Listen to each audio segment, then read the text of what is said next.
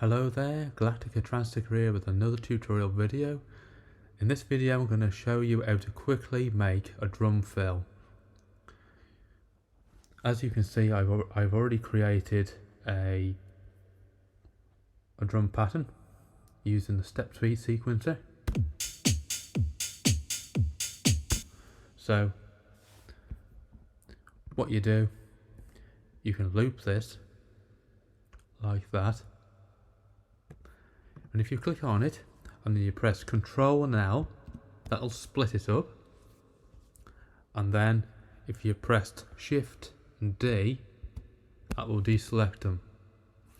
You must do that because otherwise it'll do it on all of them. So the middle one, I'm going to create the drum fill on. So I'm going to just going to add some extra drums there.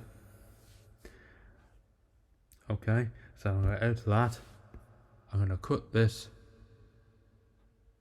to there. Command T.